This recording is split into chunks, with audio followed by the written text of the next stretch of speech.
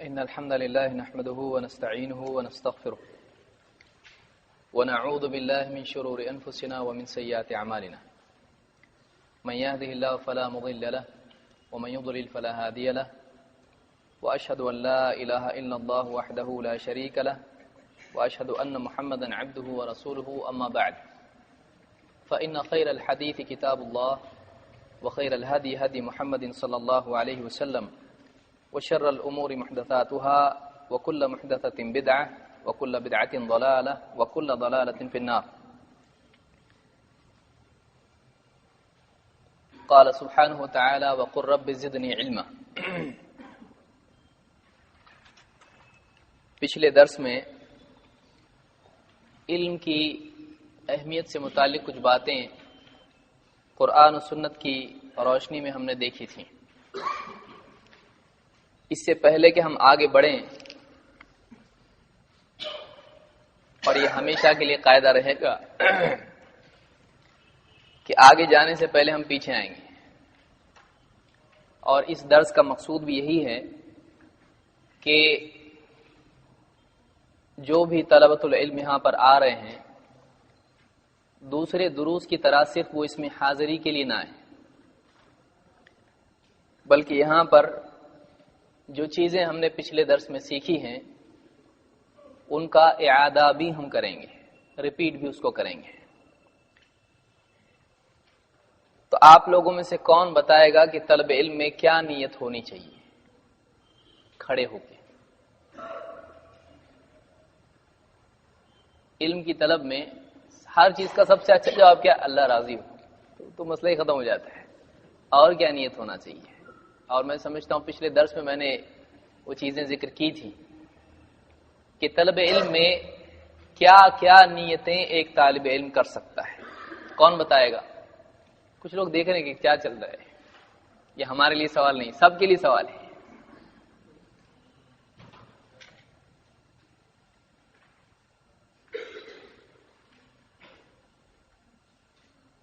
بعضوں سے اور بھی کوئی نیت رہتی کیسے؟ کچھ لوگ بول سکتے سوال صحیح نہیں ہے، شاید کنفیوز کرنے کے لیے. سوال صحیح ہے. کیا کیا نیتیں ہماری ہونی چاہیے؟ ٹھیک ہے، اللہ راضی ہو. اس کے بعد سٹارٹنگ سے ہی ڈینجر ہے. یہ تو جو پہلی مرتبہ آیا بولے یہ کیا ہے؟ کھڑے ہو کے کون بتائے گا؟ کھڑے ہونے کے بعد آدھا علم کم ہو جاتا. اچھا جو یاد ہے وہ بھی بھول جاتا ہے. کون بتائے گا؟ جو بتانا چاہتے کھڑے ہو جائے. آپ بتائیں. وعلیکم السلام. اس میں عمل کرنے کی کوشش کرنے کے لیے اور لوگوں نیت. تو یہاں دو نیتیں صحیح، بالکل دو نیتیں معلوم ہوئی.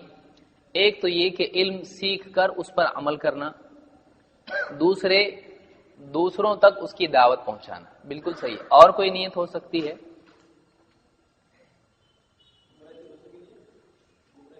گمراہی سے بچنے کے لیے. چلو یہ ایک نیت ہو گئی. صدقہ جاریہ کے لیے یعنی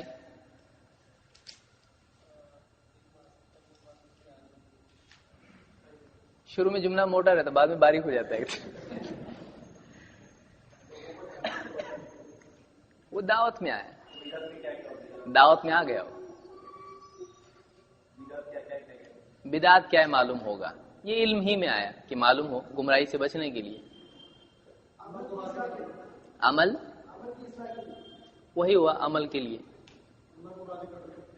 وہ تو ہو گیا پہلے ہے، وہ مطلب ڈیفالٹ ہے، وہ پکڑ کے چلنے کا. علم کی حفاظت کے لیے ایک یہ بھی نیت ہو گئی. اور وہ سارے بولیں آگے چلو نا جلدی. اسلام کے دفاع کے لیے علماء نے بہت ساری نیتیں بتائی. مثال کے طور پر ایک اس کو یاد رکھیے ابھی، کیونکہ پہلی چیز ہے یہ. اب اس میں مسئلہ یہ ہے کہ کچھ لوگ اردو والے ہیں، کچھ ہندی والے ہیں اور کچھ لوگ انگلش والے ہیں. اب اس میں یہاں پہ پوائنٹس جو میں لکھوں گا عام طور سے اردو میں لکھوں گا، لیکن میں پڑھوں گا اس کو بھی تاکہ آپ لوگ اس کو لکھ لیا کریں. تو تو سب سے پہلی نیت کیا ہے؟ تعبد. علم حاصل کرنا خود ایک عبادت ہے. اور ہم یہ درس ہمارا ایک دم سلو چلے گا، ایک دم اس میں کوئی آپ کو آپتی ہے؟ کوئی پرابلم نہیں ہے. تو پہلی چیز یہ کہ علم خود ایک عبادت ہے اور ساری عبادات کی اصلاح کا ذریعہ ہے. یعنی باقی جتنی عبادتیں ہیں وہ عبادتیں صحیح کب ہوں گی؟ جب علم صحیح ہوگا. اس کے لیے ہم نے کیا دلیل دیکھی تھی، یاد ہے آپ لوگوں کو؟ قرآن کی آیت دیکھی تھی. تو کیا تھی وہ آیت؟ اقرا نہیں، قل هل ننبئکم بالاخسرین اعمالا. کیا میں بتاؤں تم کو کہ اعمال کے اعتبار سے سب سے زیادہ گھاٹے میں کون ہے؟ کون لوگ ہیں؟ الذین ضل سعیہم فی الحیاۃ الدنیا، جن کی دنیا کی کوششیں دنیا میں رائے گاں چلی گئیں اور وہ کیا سمجھتے رہے؟ ہم اچھا کام کر رہے ہیں. تو عبادات کی، عقائد کی، تمام معاملات کی اصلاح علم پر مبنی ہے. تو جب نماز پڑھنا کیا ہے؟ عبادت ہے. تو ایسی چیز جس سے نماز صحیح ہوگی وہ چیز مقصود نہیں ہوگی، وہ خود مقصود ہوگی. کہ نماز اگر عبادت ہے اور نیکی ہے تو جس چیز کے بغیر نماز صحیح نہیں ہو سکتی ہے وہ کیا ہوگی؟ وہ خود عبادت نہیں ہے، وہ بھی عبادت ہے. تو علم خود ایک عبادت ہے. سارے عقائد ان میں جو بگاڑ ہوتا ہے، عبادات بگاڑ ہوتا ہے، حلال و حرام کی علم نہیں ہونے کی وجہ سے نقصانات ہوتے ہیں، تو سارا بگاڑ علم کے نہیں ہونے سے ہوتا ہے. گمراہیاں علم کے نہیں ہونے سے ہوتی ہیں یا غلط علم کی وجہ سے ہوتی ہیں. تو علم حاصل کرنا خود کیا ہے؟ ایک عبادت ہے. دوسری علم کی نیت، ہاں مطلب یہی ہوگا تعبد، یعنی رضا اللہ کو. چلیے الگ سے لکھتا ہوں میں اس کو، اللہ کو راضی کرنے کے لیے، کہ علم حاصل کر کے اللہ کی رضا مقصود ہو. تیسری چیز علم پر عمل کرنے کے لیے، جس کو آپ کہہ سکتے ہیں اصلاح عمل کے لیے. عمل صحیح ہو جائے ایک آدمی کا، غلط عمل نہیں کرے آدمی. جیسے معلوم نہیں ہو آدمی کو نماز کیسی پڑھنا ہے، غلط پڑھے گا، تو عمل کو صحیح کرنے کے لیے. نمبر 4 دعوت کے لیے، یا اس کو آپ کہہ سکتے ہیں اشاعت دین، دین کے پھیلانے کے لیے. اشاعت کا مطلب ہوتا ہے پھیلانا.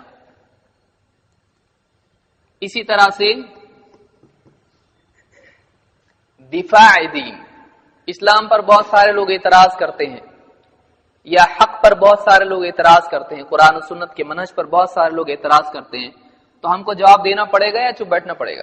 ہم کو جواب دینا چاہیے، حق کا دفاع کرنا چاہیے. تو جس کو آپ کہہ سکتے ہیں دفاع حق یا دفاع دین. دفاع کا مطلب ہوتا ہے ڈیفنس، دین کی حفاظت اور اس کے دفاع کے لیے. لیکن الگ سے آپ اس کو ایک اور پوائنٹ لے سکتے ہیں، حفاظت دین.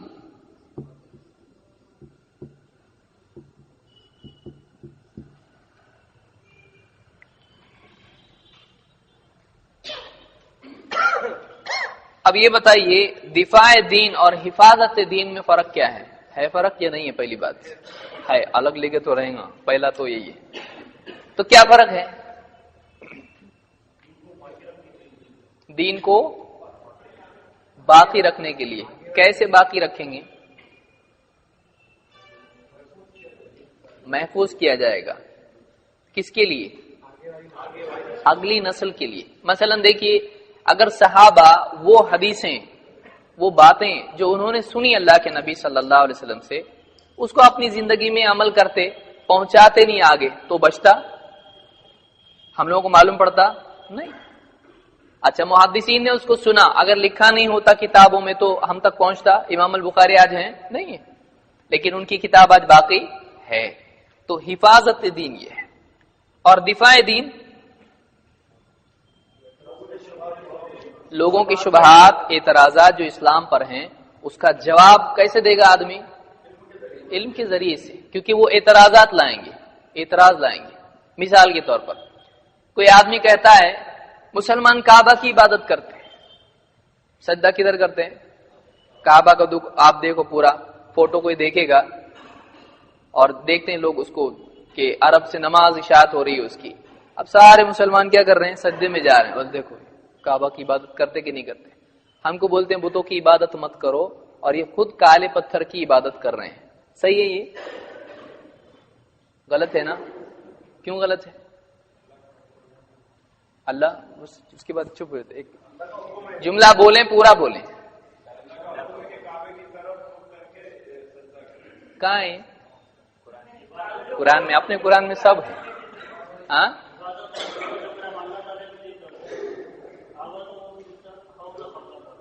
قرآن میں کدھر ہے ایسا؟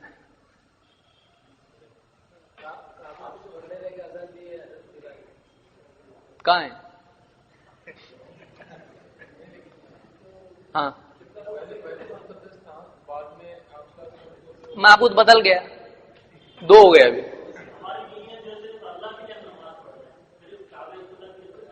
دلیل وہ بھی کہتے تھے ہم بتوں کی عبادت اس لیے کرتے ہیں کہ ہم کو اللہ تک پہنچائے، تو کعبہ کی بات کرے تاکہ اللہ تک پہنچائے۔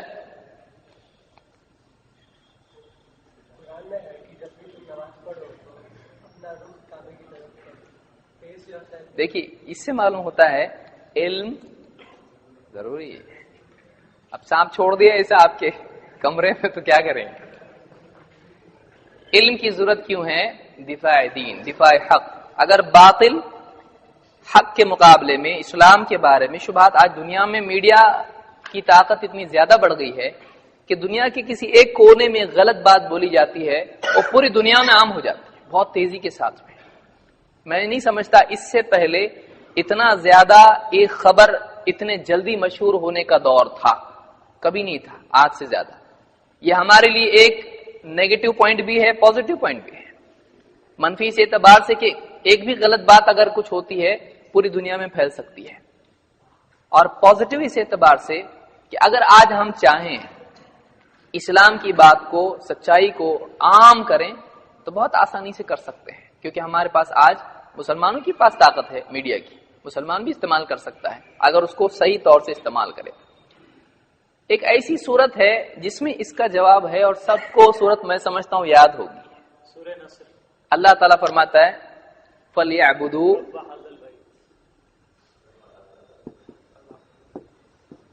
رَبَّ هَذَا الْبَيْتِ۔ کون سی صورت میں؟ یہ سورہ فتح میں قریش۔ کیا ہے ترجمہ؟ فَلْيَعْبُدُوا، یعنی ان مشرکین کو چاہیے کہ وہ عبادت کریں کس کی؟ رب هذا البیت، اس گھر کے رب کی۔ کون سا گھر ہے وہ؟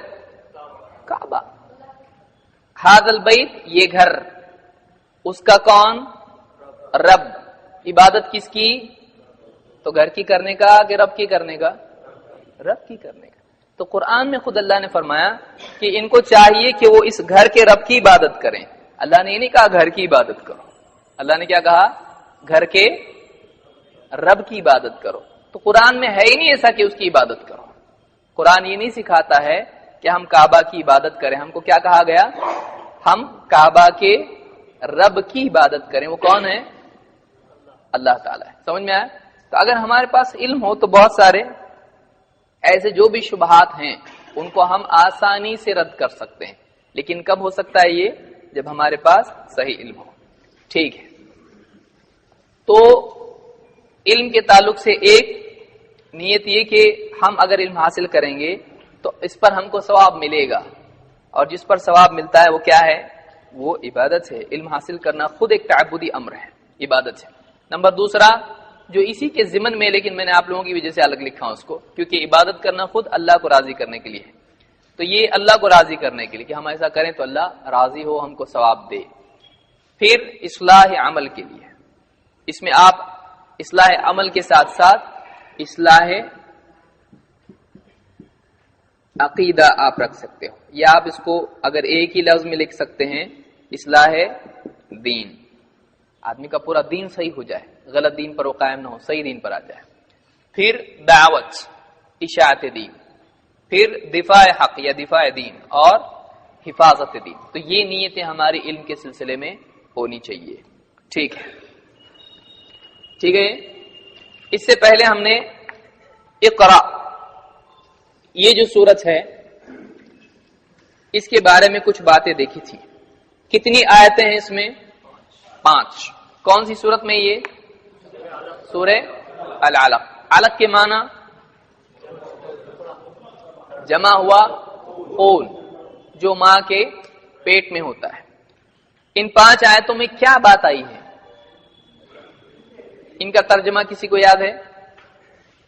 5 آیتیں کون پڑھے گا؟ جل تو جلال تو آئی بلا کو ٹالتی کر کے تو میں امامت نہیں کرتا آدمی بولے.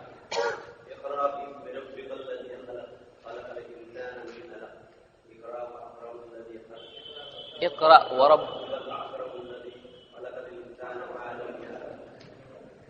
یہ کھڑے ہونے کی برکت ہے، یہ سب کھڑے ہونے کی برکت ہے. کون پڑھے گا؟ آدمی بیٹھنے کے بعد سوچتا ہے سب یاد تھا، کیسے بھولا کیسے ہم؟ کیونکہ جس کو یاد نہیں وہ کھڑا تو نہیں ہوتا نا. لیکن کھڑے ہونے کے یہ ہونا چاہیے. یہ جو درس ہے ہمارا اسی لیے، اور کھڑے ہو کے میں اس لیے کہہ رہا ہوں کہ کھڑے ہوتے ہی کون پڑھے گا؟ اس میں کئی لوگ ہیں جن کو یاد ہے لیکن وہ کھڑے نہیں ہو رہے. کیوں؟ نام خراب نہیں کرنے کا آپ لوگ. پڑھیے. اقرا باسم ربک الذی خلق، خلق الانسان. اقرا باسم ربک الذی خلق، خلق الانسان من علق. اقرا وربک الاکرم الذی علم بالقلم، علم الانسان ما لم يعلم. تو یہ 5 آیتیں ہیں. کیا مطلب ان کا؟ کون بتائے گا؟ بہت سے لوگ پڑھ رہے ہیں کتاب، چہرہ دکھنا نہیں چاہیے ہمارا. ایسے ہی ہونے والا ہے، آپ بے فکر رہو. یہ اس طرح سے اگر ہم سیکھیں گے تب جا کر ہم ایسے مجمع میں بول پائیں گے جو بالکل ہم کو پسند نہیں کرتا، کہ جو بالکل گھور رہا ہوگا ایک غلطی کر تو بس یہ غلطی کافی ہے، اس میں ہم کو کھڑے ہو کے بولنے آنا چاہیے. کون بولے گا کیا ترجمہ ہے اس کا؟ دیکھیے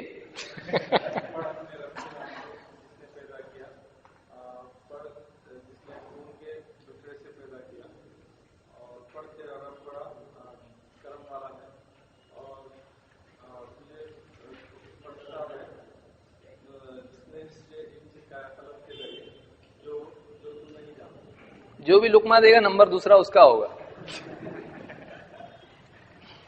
ٹھیک ہے. اس میں یہ آیت ہم نے یہاں پہ علم کے تعلق سے کیوں لی کہ 5 آیتیں ہیں. ان کا یہ یعنی دوسری وحی ہے یا تیسری ہے؟ یہ کون سی ہے؟ پہلی ہے. اچھا پہلی ہے، اس لیے آپشن میں ہمیشہ دیکھنا دونوں بھی غلط ہو سکتے ہیں. تو اس میں علم سے متعلق کیا باتیں ہیں؟ 2 احسان اور 6 باتیں. 2 احسان کون کون سے ہیں؟ کس پر احسان ہے؟ فرشتوں پر، انسان.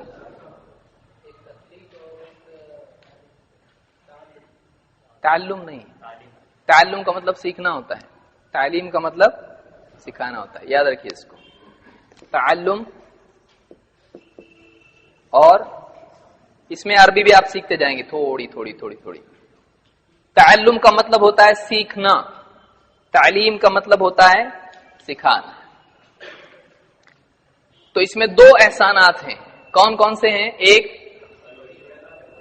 تخلیق اور دوسرا تعلیم. یعنی اللہ تخلیق کا مطلب پیدا کرنا، بنانا. خلقہ سے لفظ اس کے لیے کیا ہے؟ خلقہ. خلقہ کا مطلب ہوتا ہے بنانا. ہمارے یہاں پر پیدا کرنا جو لفظ ہے یہ ایک ہی لفظ ہے، لیکن عربی میں خلقہ اور ولدہ یہ 2 الگ لفظ ہوتے ہیں. خلقہ اور ولدہ میں کیا فرق ہے؟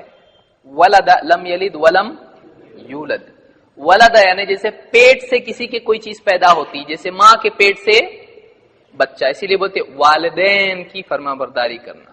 والدین کیوں آ رہا ہے؟ رفع الیدین کی وجہ سے. دو، جہاں دو ہوتا ہے عین آتا ہے اس میں. ایدین، والدین، دو کی وجہ سے. والد اور والدہ دونوں مل کے بنتے ہیں والدین. ید کی وجہ سے ہوتا ہے، دو اگر ہو تو کتنا ہوگا؟ یدین. وہ یدان ہوتا ہے لیکن یہاں پہ چونکہ آبجیکٹ ہے اس لیے یدین ہوگا. بہرحال تو خلق اور ولد میں فرق یہ ہے کہ جو پیٹ سے جیسے پیدا ہوتا ہے، ولادت جس کو بولتے ہیں، اس کو ولدہ کہیں گے. لیکن بنانا، آسمان و زمین اللہ نے بنایا، اس کو پیدا ہوا کہ وہ پیٹ سے پیدا ہوا ہے؟ نہیں، وہ خلق ہے وہ. لیکن پیٹ سے پیدا ہونا کیا ہے؟ ولدہ اس کے لیے آتا ہے. سمجھ میں آیا؟ یہ دونوں میں فرق ہے. اس لیے بعض لوگوں کو شبہ ہوتا ہے قرآن میں اس نے کسی کو پیدا نہیں کیا، وہ کسی سے پیدا نہیں ہوا. تو اگر کوئی آدمی ایسا سمجھے تو بولے سب کچھ تو اللہ نے پیدا کیا اور پھر یہ کیسا نہیں پیدا ہوا، یہ کیا مطلب ہے؟ تو وہ ولدہ کا انکار ہے. اللہ سے کچھ پیدا ہوا، اللہ نے کسی کو جنا کا لفظ بعض لوگ استعمال کرتے ہیں اس کے لیے وضاحت کے لیے تاکہ کنفیوز ہوگی پبلک. بعض لوگوں کو یہ لفظ تھوڑا اچھا نہیں لگتا ہے، لیکن یہ اسی لیے بعض مترجمین نے کیا ہے کہ فرق سمجھ میں آئے کیا ہے کہ پیٹ سے پیدا ہونا، اردو میں پیدا کرنا، پیدا ہونا، اس میں فرق کرنا نہیں آتا اردو میں، عربی میں ایزیلی ہو جاتا ہے. تو خلق یعنی پیدا، تخلیق بنانا، وجود دینا، اور ولدہ پیدا کرنا، جس کو بعض طور پر جننا اس طرح سے لفظ ہوتا ہے لیکن تھوڑا اچھا نہیں لگتا ہے بعض لوگوں کو یہ لفظ. بہرحال تو یہ اس میں دو احسان اللہ نے ذکر کیے. اس میں علمی اعتبار سے کون کون سے الفاظ ہیں؟ کون سی صورت میں؟ العلق کی 5 آیتوں میں. پہلا لفظ کیا ہے؟ اقرا کا مطلب کیا ہوتا ہے؟ پڑھ. پھر اس کے بعد دوسرا لفظ کیا آیا؟ ہاں، علم. کتنی بار آیا ہے؟ 2 بار. پھر اور ایک کون سا لفظ آیا؟ قلم. قلم کا لفظ ہے یعنی بالقلم، قلم کا لفظ ہے. اور معلم یعلم ہے یعنی یعلم. تو یعنی علم یہاں پر اقرا 2 بار آیا، اور اسی طرح سے علامہ 2 بار آیا، قلم 1 بار آیا، اور معلم یعلم جو کہ علم سے متعلق لفظ ہے اللہ نے اس کو ذکر کیا. تو پہلی وحی میں کل ملا کے جو ٹاپک ہے وہ کتنی چیزیں ہیں؟ 5. ٹاپک کتنے اس میں؟ 2. تخلیق اور یہ دونوں انسان پر کیا ہیں؟ اللہ کے احسانات ہیں. ٹھیک. وہ کون سی 3 چیزیں ہیں جن کا ثواب انسان کو مرنے کے بعد بھی ملتا رہتا ہے؟ کون بتائے گا کھڑے ہو کے؟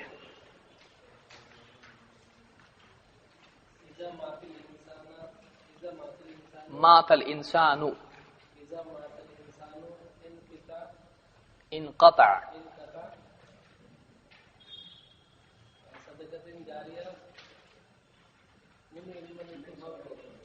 ترجمہ؟ جب انسان مر جاتا ہے تو اس کے سارے اعمال منقطع ہو جاتے ہیں سوائے 3 چیزوں کے. صدقہ جاریہ، ایسا علم جس سے نفع اٹھایا جائے، اور نیک صالح اور تاکہ مرنے کے بعد دعا کرے. یعنی 3 چیزیں ہیں جن کا ثواب مرنے کے بعد بھی ملتا رہتا ہے. اگر یہ حدیث کہاں کہاں آپ ذکر کر سکتے ہو، کس کس ٹاپک کے ضمن میں ذکر کر سکتے ہو؟ نمبر 1، ہاں تو وہ صحیح نہیں ہے. اس کی آیت اس حدیث سے معلوم ہوتا ہے وہ کیسا؟ یہ بھی سمجھنا ضروری ہے. یہ حدیث اس باب میں نہیں آتی ہے، یہ حدیث اس باب میں نہیں آتی ہے، لیکن اس سے جڑی ہوئی ہے. کیا ایصال ثواب کے باب میں حدیث آتی ہے؟ کیا اس حدیث سے ایصال ثواب کی نفی ہوتی ہے؟ ایصال ثواب کا فائدہ نہیں. کیا اس میں یہ حدیث ذکر کر سکتے ہیں یا نہیں؟ ایصال ثواب جاری ہوتا ہے، صدقہ جاریہ میں ایصال ثواب بھی آتا ہے. اچھا یہ بتائیے، چلیے چونکہ ہر چیز کو ہم سمجھتے چلیں گے، کبھی ایسا ہوگا کہ ضمن میں کچھ باتیں آ جائیں گی جن کو ہم کو واضح طور پر سمجھنا ضروری ہوگا کہ یہ حدیث اس باب میں آتی ہے کہ نہیں آتی ہے، کیونکہ بہت ساری غلط فہمیاں بھی ہوں گی جس کو ہم واضح کرتے جائیں گے۔ یہ بتائیے ایثار ثواب میں اور صدقہ جاریہ میں فرق ہے؟ اب سوال پہ بہت سارے لوگ ڈیپینڈ رہتے ہیں، ہے کیا؟ بولتے نہیں ہے نا، نہیں ہے نا، ہے۔ صدقہ جاریہ میں اور ایثار ثواب میں فرق ہے یا نہیں ہے؟ کیا ہے، کون بتائے گا؟ ایثار ثواب میں ایک دوسرے کا عمل دوسرے کے اعمال کا ثواب کسی کو پہنچانا ہے، اور صدقہ جاریہ میں کسی کا خود کا عمل کی بینیفٹ اس کو مرنے کے بعد ملنے کے۔ دونوں میں یہ فرق ہے۔ ایثار ثواب میں عمل کسی اور کا ہوتا ہے اور کسی اور کو پہنچایا جاتا ہے۔ ایصال کے معنی کیا ہے عربی زبان؟ ایصال الثواب، ایصال پہنچانا، وصلہ کے معنی ہوتے ہیں پہنچنا، ایصال پہنچانا۔ آپ کا خط موصول ہوا، خط میں آتا ہے نا، وسیلہ کا آپ یہاں نہ دیکھیں اس لیے کہ وسیلہ سین سے آتا ہے، اپنے طور پہ عربی نہیں سیکھے کچھ بھی، اس سے وہ بھی ہوں گا، اس میں اجتہاد مت کیجیے۔ تو ایصال کا مطلب کیا ہوتا ہے؟ پہنچانا۔ اور صدقہ جاریہ،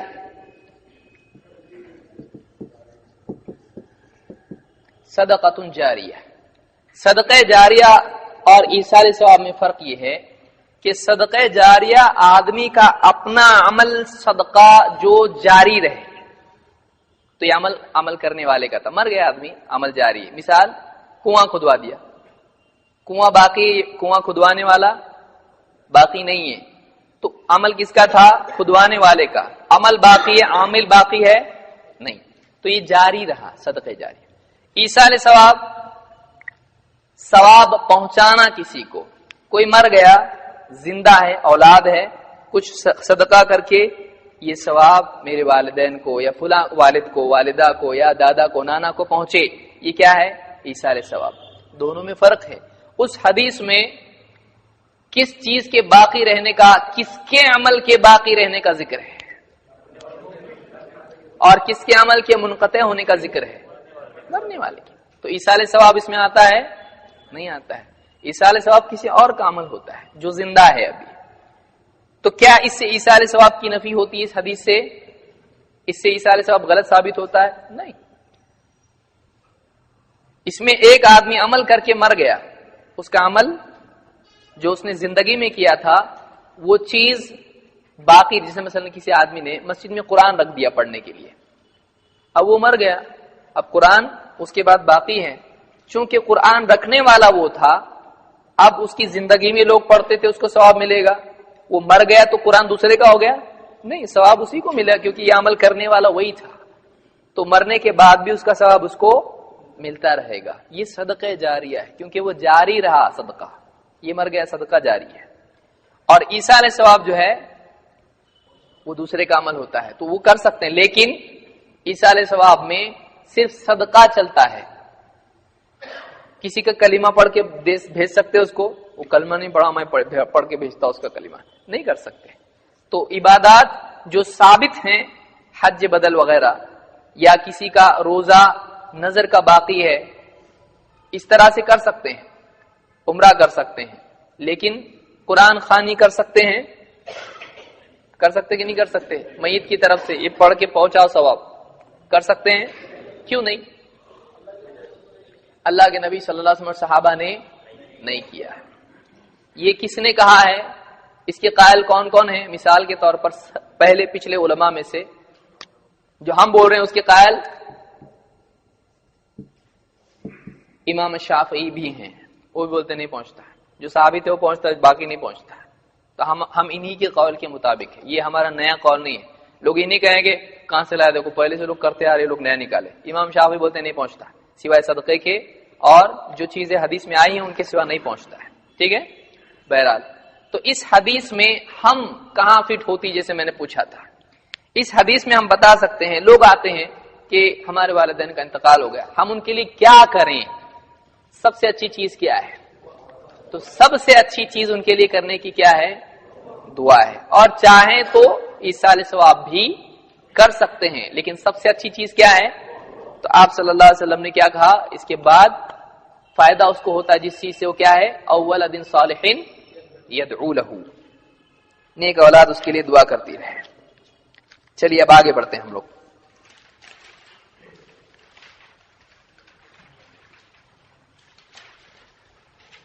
اب پہلی فصل ہم نے دیکھی تھی علم کی فضیلت، خود علم کے بارے میں کیا ہے کہ علم بہت قیمتی چیز ہے۔ اب آئیے دیکھتے ہیں کہ علم حاصل کرنے کے لیے جو بھی کوشش آدمی کرتا ہے اس کی کیا فضیلت ہے، طلب علم کی کیا فضیلت ہے۔ سب سے پہلی چیز تو علم ایسی چیز نہیں ہے کہ کوئی یہ کہے کہ علم حاصل کیا تو بہت اچھا، نہیں کیا تو کوئی بات نہیں، ایسا ہے نہیں ہے، بلکہ علم کا حاصل کرنا کیا ہے؟ فرض ہے۔ فرض کی کتنی قسمیں ہیں؟ دو ہیں۔ فرض کی بھی قسمیں ہے کہ نہیں ہے؟ نہیں ہے؟ چلیے، فرض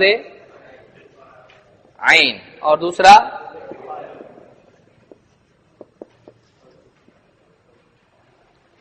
آ رہا ہوں میں آگے۔ اب اس میں پہلے حدیث پڑھ لیتے ہیں، پھر اس کے بعد اس کو سمجھتے ہیں۔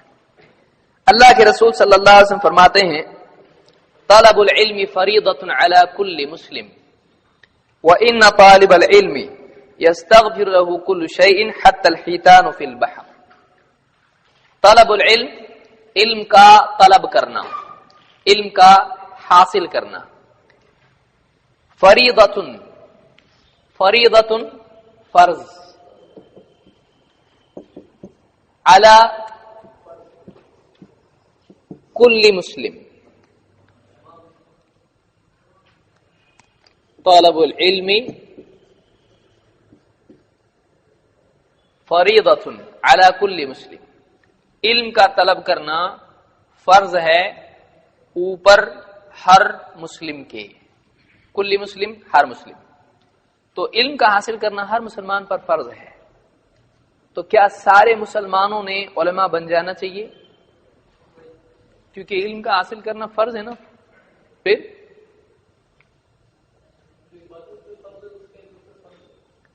جو عبادت اس پر فرض ہے اس کا علم بھی اس پر فرض ہے۔ تو کیا کچھ عبادات ہم پر فرض نہیں ہے؟ ایسا بھی ہے کہ نہیں ہے؟ کون سی عبادت ہم پر فرض نہیں ہے؟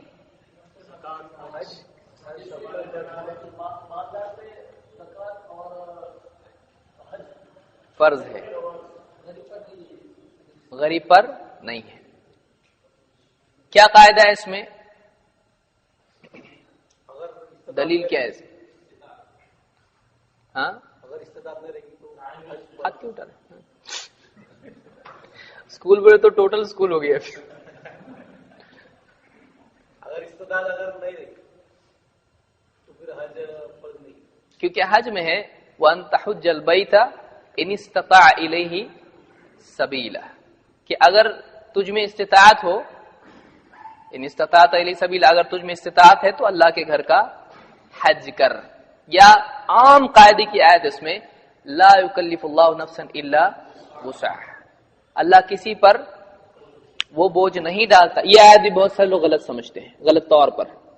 لا یکلف اللہ نفسا الا وسعها، کیا مطلب اس کا؟ اب ترجمے پڑھ کے بہت سارے لوگ کچھ کا کچھ مطلب اسے سمجھتے ہیں۔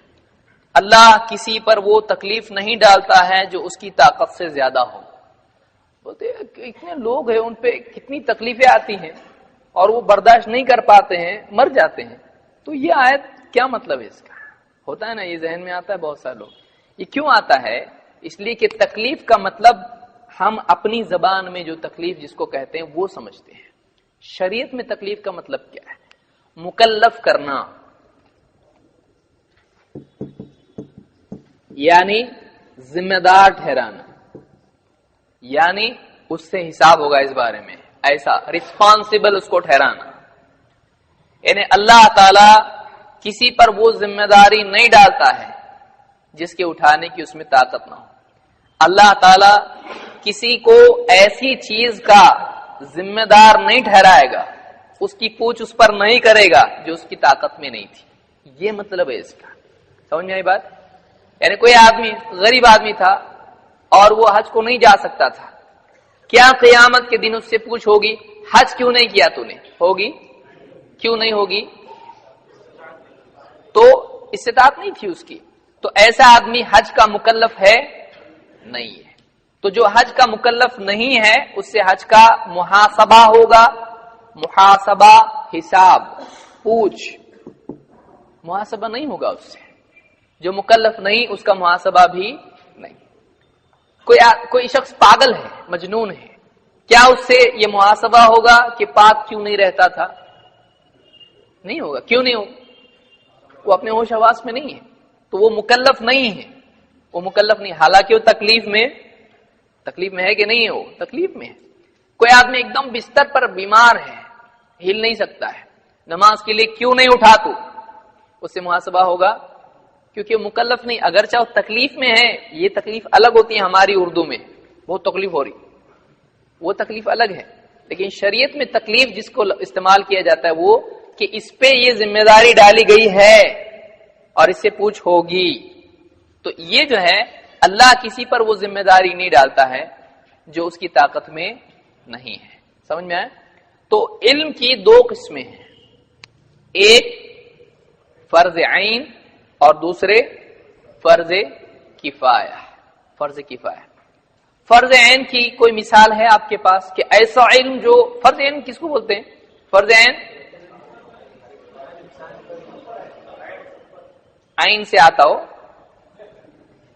فرض عین وہ علم ہے جو ہر شخص پر فرض ہے، تو اس کو کیا بولیں گے؟ فرض عین. اور فرض کفایہ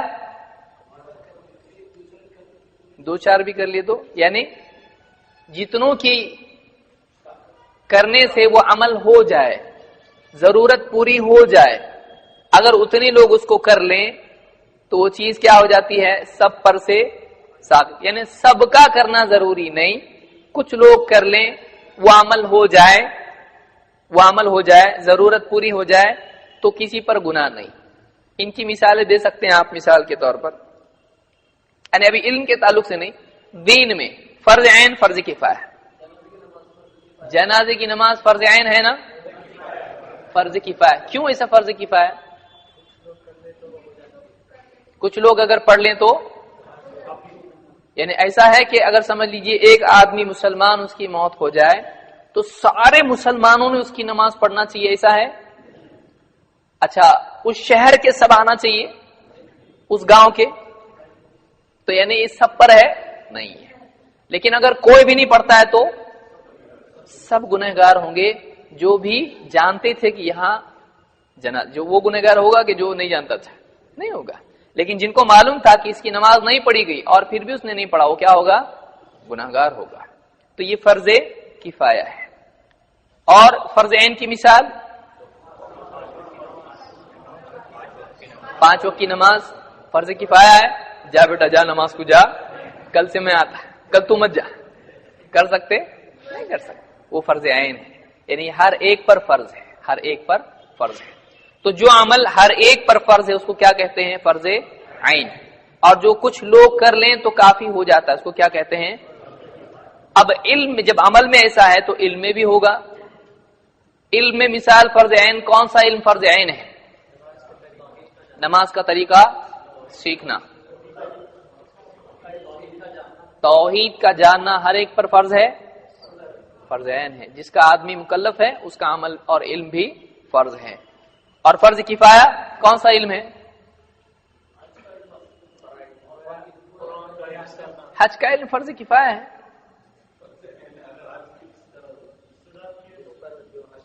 یعنی کچھ لوگ علم حاصل کر لیں تو باقی لوگوں سے ساقط ہو جاتا، ایسا ہے؟ یعنی غیر حاجی سیکھ لیں اور حاجی نہیں سیکھیں تو ایسے علوم یاد رکھیے اس کو، ایسے علوم جو ہر ایک پر نہیں ہے وہ علوم کیا ہیں؟ فرض کفایہ. اور ایسے علوم جو ہر ایک کے لیے ضروری ہیں وہ کیا ہے؟ فرض عین۔ اب میراث مثلا ہے، اب اس میں فرق یاد رکھیے، جیسے حج کی مثال آئی تھی، حج کا علم کیا ہر مسلمان پر فرض ہے نا؟ حج کو نہیں جانے گا تو بھی فرض ہے نہیں، تو اس کو فرض عین کہا جا سکتا ہے۔ فرض عین کس کو کہتے ہیں؟ جو ہر ایک پر فرض ہو۔ اب یہ کس پر فرض ہے؟ جو استطاعت رکھتا ہے اسی پر فرض ہے، نہ کہ ہر مسلمان پر۔ اسی طرح سے حدیث کی اسناد کا علم، اب یہ تیسری چیز ہے، حدیث کی سندیں تحقیق کرنا، یہ کس پر ضروری ہے؟ حاجی صاحب پہ یا جس پر زکوٰۃ فرض ہے اس پہ؟ یہ طے کیا گیا ہے کہ فلاں، جیسے دیکھیے فرق یاد رکھیے، میں نے بتایا جیسے حج کا علم ہے تو حج کسی نہ کسی پہ کبھی نہ کبھی فرض ہوتا ہے کہ نہیں ہوتا ہے؟ وہ امال آ گیا، حج فرض ہو گیا اس کے اوپر۔ لیکن کیا حدیث کی اسناد کا علم ایسا تھا کہ اتنی عمر ہو گئی، 40 سال کی ہو گئی تو اب حدیث کی اسناد کا علم فرض ہو گیا، حدیث کی سندیں سیکھنا ضروری ہے؟ کیا ایسا ہے؟ نہیں ہے، کسی پر بھی متعین نہیں ہے وہ کہ مال آ گیا تو حدیث کی سندیں سیکھنا فرض ہو جاتا ہے، یا عرب میں پیدا ہوا تو حدیث کی سندیں سیکھنا ضروری ہے، کسی پر بھی نہیں ہے وہ۔ لیکن کچھ لوگ کرنا پڑے گا اس کو، اگر نہیں کرتے ہیں تو اسلام کے بارے میں شکوک اور شبہات کھل جائیں گے۔ تو کسی پر بھی طے ہے نہیں ہے، لیکن کسی نہ کسی کو کرنا پڑے گا۔ تو ایسے علم کو کیا کہتے ہیں؟ فرض کفایہ۔ سمجھ میں آئی بات؟ تو ایسا علم جو ہے یہ فرض کفایہ ہے جو کچھ لوگوں کو کرنا ہی پڑے گا۔ تفسیر کا علم مثلا، تفسیر کا علم، یا اسی طرح سے یعنی وہ علوم جو دین کی یعنی بنیادی علوم ہیں لیکن ہر ایک کے لیے ضروری نہیں ہے وہ، جیسے تفسیر کا علم ہے، حدیث کی سند کا علم ہے، ناسخ منسوخ کا علم ہے، یا عربی زبان کے علوم ہیں۔ عربی کا سیکھنا ہر ایک پر فرض ہے؟ عربی زبان سیکھنا ہر ایک پر فرض ہے یا نہیں ہے؟ نہیں ہے، عربی سیکھنا ہر ایک پر فرض نہیں ہے۔ لیکن اگر کسی کو بھی عربی نہیں آتی مسلمانوں میں سے تو یہ کیا جائز ہے امت کے لیے؟ گناہگار ہوں گے وہ لوگ جو عربی سیکھنے کی استطاعت رکھتے ہیں۔ کیوں؟ اس لیے کہ دینی علوم سارے کون سی زبان میں ہیں؟ عربی زبان میں ہے، اس کے بغیر قرآن کو سمجھا جا سکتا ہے؟ نہیں۔ تو سمجھ میں آئی بات؟ تو اب اس حدیث کو ہم آسانی سے سمجھ سکتے ہیں۔ اللہ کے نبی صلی اللہ علیہ وسلم فرماتے ہیں طلب العلم فریضۃ علی کل مسلم، علم کا سیکھنا ہر مسلمان پر فرض ہے۔ تو اس سے سارے دین کا معاملہ آیا، بلکہ جس علم کا وہ مکلف ہے اس کا سیکھنا ہر مسلمان پر کیا ہے؟ فرض ہے۔ وَإِنَّ طَالِبَ الْعِلْمِ يَسْتَغْفِرُ لَهُ كُلُّ شَيْءٍ حَتَّى الْحِيتَانُ فِي الْبَحْرِ، اور طالب علم کے لیے ہر چیز استغفار کرتی ہے، مغفرت کی دعا کرتی ہے، یہاں تک کہ سمندر کی مچھلیاں بھی۔ تو اس سے طالب علم کی اور طلب علم کی فضیلت معلوم ہوتی ہے کہ جو بھی طالب علم ہوتا ہے اس کے لیے ہر چیز کیا کرتی ہے؟ مغفرت کی دعا کرتی ہے۔ کیوں کرتی ہے؟ سمندر کی مچھلیوں کا اس کا کیا تعلق ہے؟ ایک طالب علم مثلا دین سیکھنے کے لیے گھر سے نکل رہا ہے یا گھر میں بیٹھ کے دین سیکھ رہا ہے، حدیث پڑھ رہا ہے، قرآن پڑھ رہا ہے، سمجھنے کی کوشش کر رہا ہے دین کو، تو اس کے لیے سمندر کی مچھلیاں بھلا کیوں دعا کریں گی؟ مخلوقات کیوں دعا کریں گی؟ کیا وجہ ہے اس کی؟ اس کے ذریعے سے خیر ہے۔ کیسے؟ لوگ شرک سے بچیں گے تو بدعت سے بچیں گے، نماز پڑھیں گے، روزہ رکھیں گے، ذکر کریں گے۔ دیکھیے زمین پر جو اللہ کی طرف سے عذاب آتا ہے ایک، وہ کس بنیاد پر آتا ہے؟ صرف گناہوں کی بنیاد پر آتا ہے، بندوں کے برے اعمال کی بنیاد پر آتا ہے۔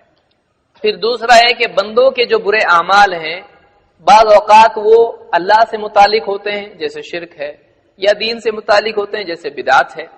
کبھی وہ ظلم بھی ہوتا ہے جو بندوں کے حقوق کو ضائع کرنا ہوتا ہے، کبھی انسان پر ظلم ہوتا ہے، کبھی جانوروں پر بھی ظلم ہوتا ہے۔ تو بندوں کے اعمال کے فساد کی وجہ سے خود بندوں کے عمل سے مخلوق کو نقصان ہوتا ہے، پھر دوسری طرف اللہ کی طرف سے اس پر جو عذاب آتا ہے اس میں بعض اوقات مخلوقات بھی آ جاتی کہ نہیں آتی؟ اگر آسمان سے عذاب آئے گا تو انسان کے ساتھ ساتھ چوپائے بھی اور بلکہ بعض اوقات بروں کے ساتھ نیک لوگ بھی اس کی لپیٹ میں آ جاتے ہیں. زلزلہ آیا گناہوں کی وجہ سے مثلا، تو کیا صرف نیک لوگ بچ جائیں گے؟ اس میں ایسا نہیں ہوتا ہے. اللہ کا عام ضابطہ یہی ہے کہ سب اس میں ہلاک ہوتے ہیں، پھر قیامت کے دن ان کی دینداری، ان کی نیتوں کی بنیاد پر ان کو اٹھایا جائے گا. تو جو اللہ کی طرف سے عذاب آتا ہے اس میں مخلوقات بھی پستی ہیں، ان پر بھی وہ تکلیف آتی ہے. تو سمندر کی مچھلیاں اور دوسری مخلوقات طالب علم کے لیے کیوں دعا کرتی ہیں؟ اب آپ کو سمجھ میں آئے گا. ان کے لیے مغفرت کی دعا اس لیے کرتی ہیں کہ جب یہ علم حاصل کرے گا تو اس کے علم سے لوگوں کے عقائد صحیح ہوں گے، لوگوں کو حلال و حرام کا علم ہوگا، لوگوں کو صحیح اخلاق معلوم پڑیں گے. اس کے علم کی وجہ سے دین لوگوں کا صحیح ہوگا. جب لوگ واقعی صحیح دین پر آئیں گے، اللہ کی طرف سے فیصلے خیر کے آئیں گے اور اس میں ہم کو بھی حصہ ملے گا، اور اللہ کے عذاب سے لوگ بچ جائیں گے اور جس سے ہم بھی بچ جائیں گے. تو مچھلیاں اور جتنے جاندار ہیں وہ کس کے لیے دعا کرتی ہیں؟ طالب علم. یعنی طالب علم کتنا امپورٹنٹ انسان ہے، کتنا اہم شخص ہے وہ، جس کے ساتھ سماج کی خیر جڑی ہوئی ہے. اور دیکھیے اگر انسان کو واقعی صحیح معلوم نہیں ہو دین، اب جیسے جھٹکے کا گوشت ہے، جانوروں کا شکار کرنا ہے بے وجہ تیر اندازی کے لیے، یا جانوروں کو باندھ کے مارنا، ان کو ستانا، یہ ساری چیزیں کیوں ہوتی ہیں؟ انسان کو واقعی دین معلوم نہیں ہوتا ہے یا اس کے نفس کی اصلاح نہیں ہوئی ہوتی ہے. تو علم ہی کی بنیاد پر یہ ساری چیزیں ممکن ہے کہ ایک آدمی کو صحیح علم دیا جائے کیا حلال ہے کیا حرام، اور دوسرا ہے کہ اس کے نفس کا تزکیہ کیا جائے. تو یہ مخلوقات جو ہیں اسی لیے طالب علم کے لیے دعا کرتے. یہی معنی علماء نے اس حدیث کے ضمن میں ذکر کیے ہیں. اس کو ابن عبد البر نے، اس کو بعض اوقات لوگ غلط پڑھتے ہیں.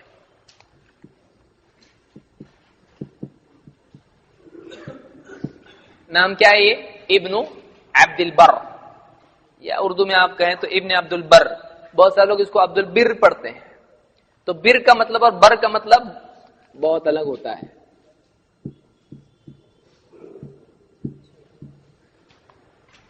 ایسا بھی رہتا کہ اتنا ڈیپ کیوں جا رہے؟ بر کا مطلب ہوتا ہے نیکی کرنے والا، بھلائی کرنے والا. اسی لیے بر اللہ کے ناموں میں سے بر رؤف ہے نا، بر. اور بر کا مطلب ہوتا ہے نیکی، اور بر کا مطلب بہت بھلائی کرنے والا ہے، اور بر کا مطلب بھلائی. تو عبد البر کا مطلب کیا ہو جائے گا؟ بھلائی کرنے والے کا. اور عبد البر کا مطلب بھلائی کا بندہ، نیکی کا بندہ. ہم نیکی کے بندے بن سکتے ہیں؟ نیکی بندے کا عمل ہوتا ہے، بندے کے عمل کا بندہ. تو عبد البر ہے وہ، یاد رکھیے نام. یہ بہت بڑے علماء میں سے گزرے ہیں، ابن عبد البر.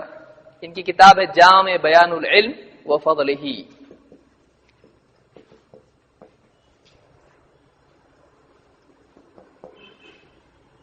علم کے بارے میں کتاب ہے، 2 جلدوں میں ہے. علم کے بارے میں، علم اور علماء کے بارے میں تقلید وغیرہ سب چیزیں اس میں آئی ہیں. تو یہ حدیث ہم کو، اس حدیث سے کیا چیزیں معلوم پڑی؟ 2 چیزیں معلوم پڑی. نمبر ایک علم ہر مسلمان پر کتنا، جتنا اس کی استعداد کیپیسٹی ہے، مکلف ہے جس کا. اور دوسری چیز طالب علم کے لیے کوئی اور بھی ہے جو اس کے لیے دعا کرتا ہے. اللہ تعالی ہم کو طالب علم بنائے واقعی صحیح معنوں میں. اس لیے دیکھیے کتنے لوگ آئے ہیں ہم سب. تو ایک انسان اگر طلب علم کے لیے نکلا ہے تو مخلوقات اس کے لیے دعا کر رہی ہیں. مخلوقات اس کے لیے، اللہ جو بھی طالب علم ہے اللہ اس کی مغفرت کر، تو مخلوقات دعا کرتی ہیں اس کے لیے. تو طلب علم کتنی اونچی چیز ہے اس سے معلوم ہوتا ہے. یہ حدیث صحیح ہے، اور صحیح جامع صغیر میں شیخ الالبانی نے 3914 پر اس کو صحیح کہا ہے. اور آگے آئیے. علم حاصل کرنے والے کے لیے جنت کا راستہ آسان کر دیا جاتا ہے. جنت کا راستہ آسان ہے. اب کوئی بولے گا آسان ہے، کوئی بولے گا مشکل ہے. سب سے بتائیں، اب دیکھتے ہیں آسان ہے کہ نہیں ہے. جنت کے راستے میں رکاوٹ ہے کہ نہیں ہے؟ تھوڑا مشکل ہو گیا. کیسی رکاوٹ ہے؟ ہلکی پھلکی. کون رکاوٹ ہے اس میں؟ دکھتا جاہل ہے وہ، کہاں سے آتا ہو. دائیں بائیں آگے اور پیچھے سے آتا ہے. سب سے پہلے جنت میں سے کس کو نکلوایا اس نے؟ کیسا نکلوایا؟ دھوکہ دے کے. دھوکہ دے کے تو مطلب دھوکہ بھی دیتا ہو اور ایزیلی انسان اس کے دھوکے میں آتا گیا. نہیں آتا نا, بہت ہوشیار انسان, نہیں آتا کس کی بھی دھوکے میں, ایسا ہے. اگر نہیں آتا تو اتنے گمراہ فرقے بنتے, اکثریت گمراہ ہوتی, بہت مشکل ہے. تو صراط مستقیم پر شیطان ہے جو خاص اس کا کتنے گھنٹے کام کرتا ہو دن میں؟ 24 گھنٹے کام کرتا ہے. اچھا خالی شیطانی پرابلم ہے اور کچھ ہے کیا؟ نفس بھی ہے. چلو ایک اور ممبر بڑھ گیا, وہ ادھر کھینچنے کے لیے ہے, یہ نیکیوں سے روکنے کے لیے, گناہوں کے لیے جو ہے انسان کو کھینچنے والا ہے, شہوات کی طرف کھینچتا ہے, سستی کی طرف دھکیلتا ہے. تو نفس بھی انسان کا ساتھ میں ہے. اور خالی شیطان جنات میں سے ہے کیا؟ خالی جنات میں سے رہتے نا شیطان؟ انسان میں سے بھی رہتے. من الجنتی والناس الذی یوسوس فی صدور الناس من الجنتی. تو لوگوں میں سے بھی شیاطین ہیں. کیوں؟ اس لیے کہ سرکش ہیں اور گمراہی کی طرف کھینچتے. کتنے ہیں جو ڈگری ہولڈر ہیں لیکن ان کا کام کیا ہے؟ لوگوں کو شرکیات اور بدعات میں پھنسانا, قرآن و سنت کے نام سے. تو گمراہی اور جنت سے محرومی کا سبب کیا ہے؟ کیسا محروم ہوتا ہے انسان جنت سے؟ جنت تک کون سا راستہ لے جاتا؟ صراط مستقیم. اور اس پہ بہت اچھا لگتا چلتے چلتے, یعنی اس میں رکاوٹ نہیں ہے, کوئی تکلیف نہیں ہوتی ہے. فجر کی نماز کتنی آسان ہے نا, اٹھتے ہی فوراً سیدھا. اور سردیوں کا وضو, اس میں تو کیا پرابلم ہی نہیں کچھ. رمضان کے روزے تو پوچھو ہی مت, مزہ ہی مزہ آتا ہے. حج اتنے جلدی پہنچ جاتے کہ پوچھو ہی مت.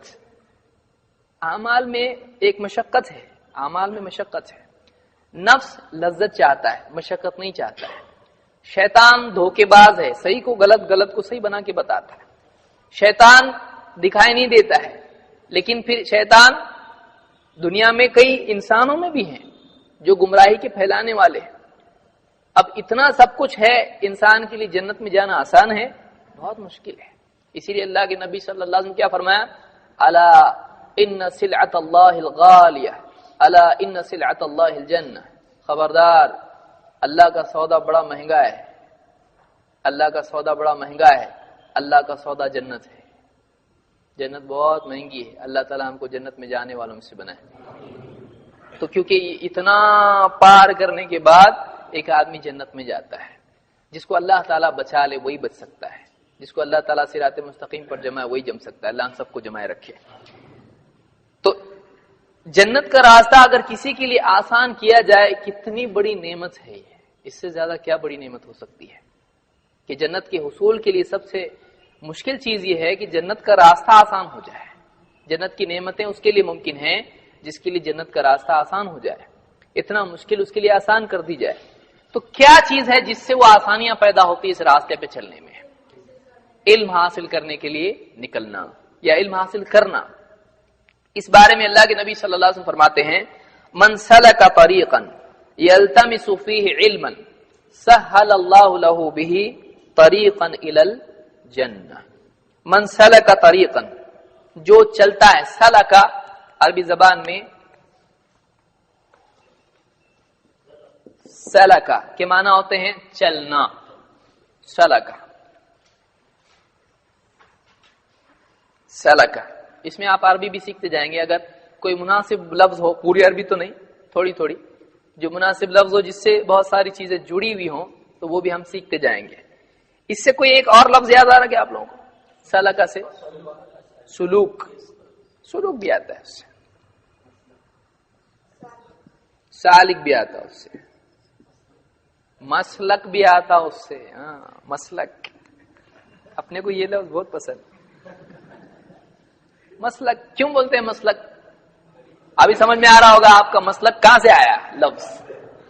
یعنی فلاں امام صاحب یہاں گئے ہیں, ان کی یہ تحقیق ہے, یہ راستے پر وہ گئے. فلاں امام ادھر گئے, تو یعنی سلک یعنی کہاں گیا, اس معنی میں آتا ہے کہ ان کی تحقیق کہاں پہنچی. تو وہ سلکا سے آیا مسلک, جہاں وہ پہنچے, جو راستہ انہوں نے اختیار کیا. اس کو کیا کہتے ہیں؟ مسلک.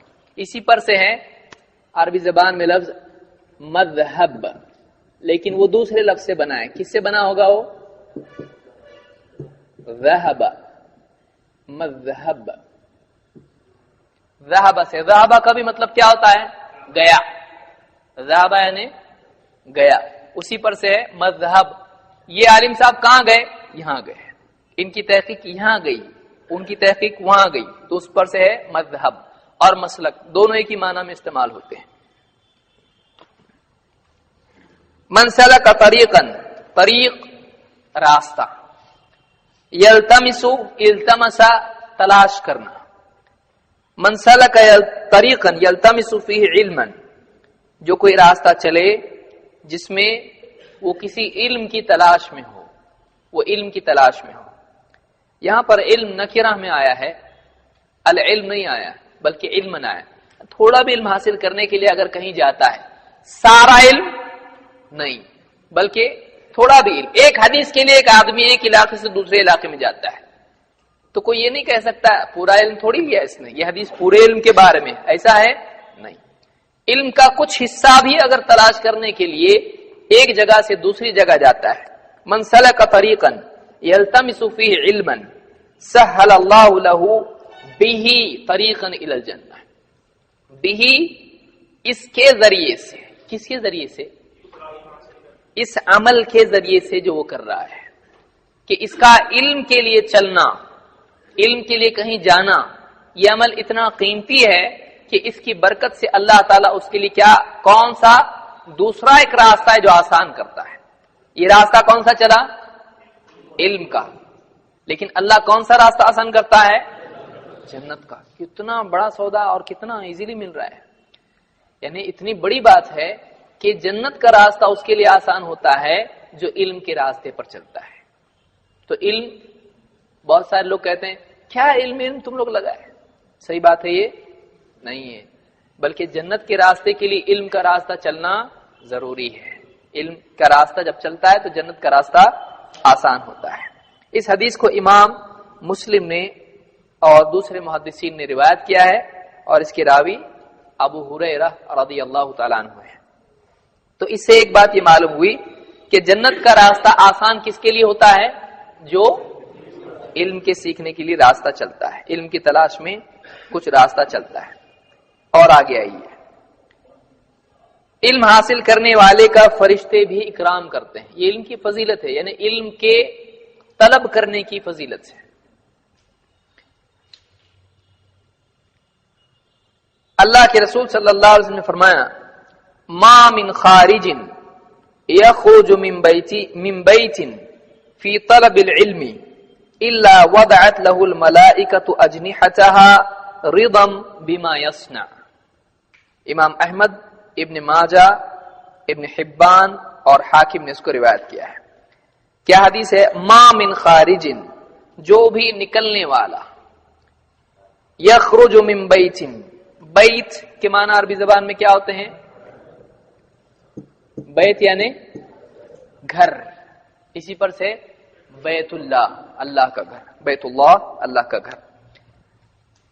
ما من خارج یخرج من بیت، جو بھی نکلنے والا، خرج کے معنی ہوتا ہے نکلنا، باہر نکلنا.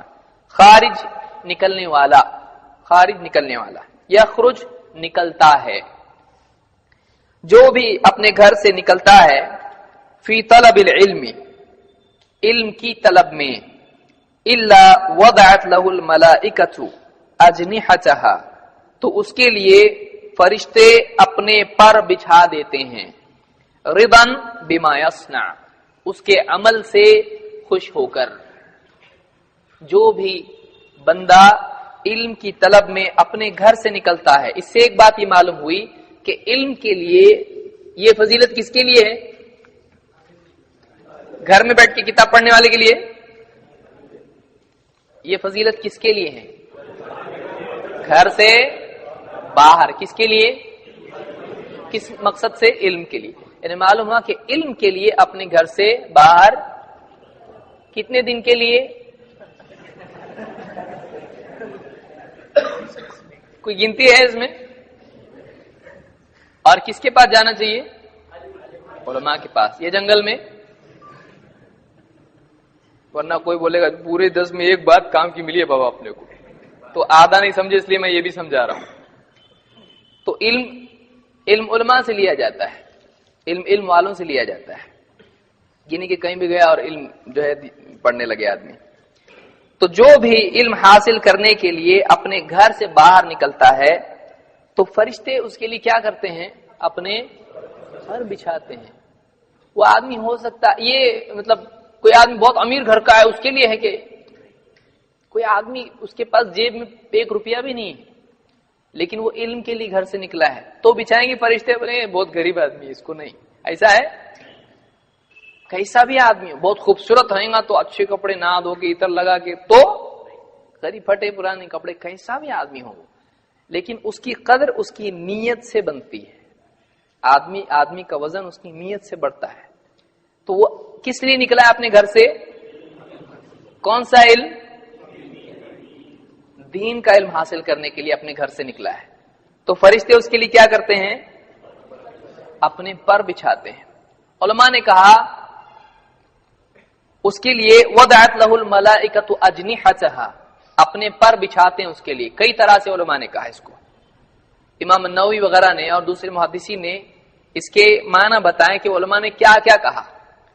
ایک، بعین ہی اس کے لیے پر بچھاتے ہیں کہ اس کے قدم ان کے پروں پر سے جائیں.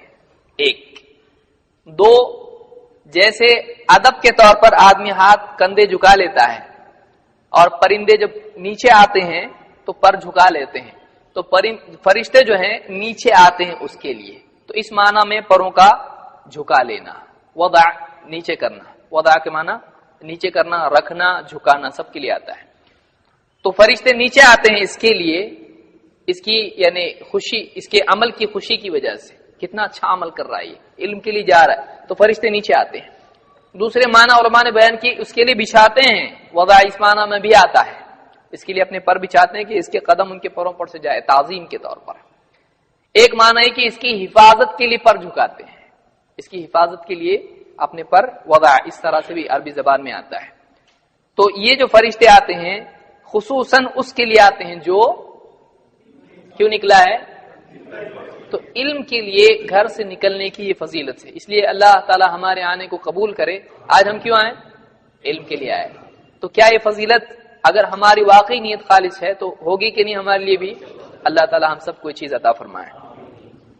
تو علم حاصل کرنے کے لیے جب ایک بندہ اپنے گھر سے نکلتا ہے تو فرشتے اس کے لیے اپنے پر بچھاتے ہیں، رضا بما یصنع، اس کے عمل سے راضی ہو کر، اس کے عمل سے خوش ہو کر. اور آگے آئیے، علم حاصل کرنے والا مجاہد کی طرح ہے. مجاہد کس کو کہتے ہیں؟ جو دین کے دفاع کے لیے اپنی جان، اپنے مال، اپنی ہر چیز کو قربان کرنے کے لیے تیار ہو جاتا ہے. دین کے لیے لڑتا ہے، اگر لڑنے کی نوبت آئے تو دین کے لیے لڑنے کی نوبت آئے لڑتا ہے، جان دینے کی نوبت آئے جان دیتا ہے، اور جو بھی کوشش کرنی پڑے وہ کرنے کے لیے تیار ہوتا ہے، چاہے وہ کلام سے ہو، چاہے وہ تلوار سے ہو، چاہے وہ مال سے ہو، چاہے کسی بھی چیز سے ہو. جہاد بولتے آج لوگ ڈر جاتے ایک دم، جہاد بولو مت اس کو. جہاد کا لفظ کوئی ڈاکو لفظ ہے، کوئی غلط لفظ ہے، کوئی بھیانک لفظ ہے؟ جہاد کا مطلب ٹیررزم ہوتا گیا. آج عام طور سے میڈیا نے اس لفظ کو اتنا زیادہ بدنام کیا کہ مولوی صاحب خطبے میں بولنے کو بھی تھوڑا سوچتے یہ لفظ نہ کوئی دوسرا لفظ بولے گا، کیونکہ یہ لفظ بولتے ہی اپنے کو کیا ہے، پولیس اٹھا کے لے کے جائے گی. جہاد کوئی غلط لفظ نہیں ہے. جہاد کا مطلب قتل کرنا ہے، اس کا مطلب ظلم کرنا ہے، مار پیٹ کرنا ہے، بم دھماکے کرنا ہے. جہاد کا لفظ اس طرح سے نہیں آتا ہے. جہاد کا لفظ جو ہے، کیونکہ یہاں لفظ ہے اس لیے میں سمجھا رہا ہوں، جہادہ سے. اس کا مطلب کیا ہے؟ جہادہ، اسٹرگل کرنا، سخت کوشش کرنا، ہلکی پھلکی نہیں بلکہ کیسی مضبوط کوشش کرنا. اور اسی پر سے ہے جاہدہ، اسی پر سے لفظ بنا ہے مجاہد. مجاہد تابعین میں سے بھی ایک نام ہے مجاہد، جو ابن عباس کے خاص شاگرد ہیں. اسی لیے امام البخاری اکثر ان کا ریفرنس دیتے ہیں تفسیر کے سلسلے میں. تو جہاد جو ہے اسلام کے لیے مثال کے طور پر کوئی عالم ہے جو اسلام پر کیچڑ اچھال رہے ہیں، ان کا جواب دے رہا ہے، تو کیا یہ جہاد نہیں کر رہا ہے؟ کر رہا ہے۔ اور اگر اسلامی حکومت پر کوئی حملہ کرتا ہے تو کیا کرے گا؟ اس وقت میں بیان کرے گا، اس وقت لڑے گا۔ تو جس سچویشن میں جو دین کے لیے ڈیمانڈ ہے اس کو پورا کرنا، اس کے لیے سخت کوشش کرنا کیا ہے؟ جہاد ہے۔ اسی پر سے لفظ بنا ہوا ہے تہجد، یا اس کو آپ ایسا لکھیں تہجد، اسی پر سے ہے، جہاد سے ہی ہے، رات کو نیند چھوڑ کے اٹھنا اور ٹھنڈے پانی سے وضو کر کے اللہ اکبر، یہ کیا ہے؟ تہجد ہے۔ بہت اس میں نفس کا مجاہدہ ہوتا ہے، اس لیے اس کو کیا بولتے ہیں؟ تہجد۔ تو اسلام میں ایک انسان اپنی جان بھی دینے کے لیے تیار ہو دین کے لیے۔ آدمی دوستوں کے لیے بولتا ہے گناہگار نہیں ہوتا، دین کے لیے بولے تو گناہگار ہو جاتا ہے، لیکن تیرے لیے جان بھی دینے کے لیے تیار، اور کس کے لیے بولتا ہے آدمی؟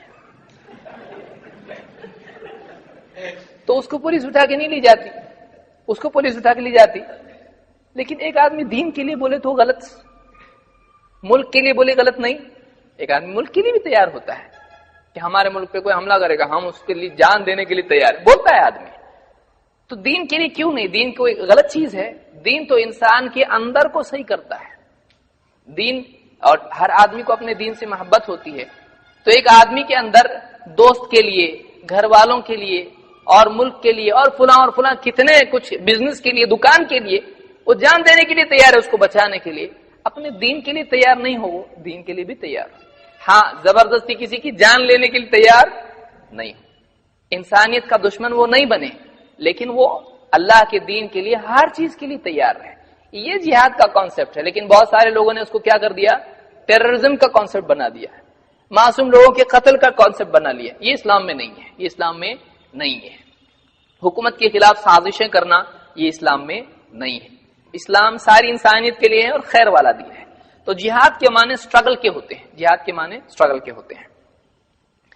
اللہ کے نبی صلی اللہ علیہ وسلم فرماتے ہیں من خرج فی طلب العلم کان فی سبیل اللہ حتی یرجع، جو کوئی علم کی طلب میں نکلتا ہے، یعنی اپنے گھر سے نکلتا ہے۔ یہ بھی فضیلت کس کے لیے ہے؟ جو گھر چھوڑ کے دین سیکھنے کے لیے، چاہے گھر سے مسجد جائے، ضروری نہیں بہت دور جائے، اور جو عام طور سے لوگ بولتے ہیں وہ حدیث،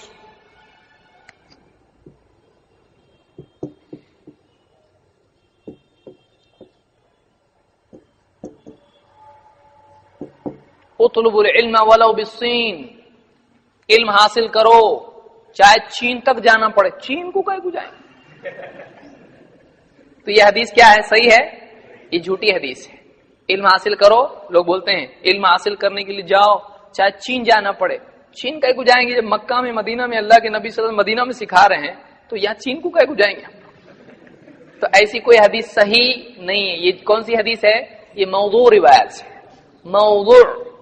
موضوع کا مطلب ہوتا ہے جھوٹی، گھڑی ہوئی، وضع سے ہے، وہ گھڑنا، گھڑی ہوئی حدیث ہے یہ۔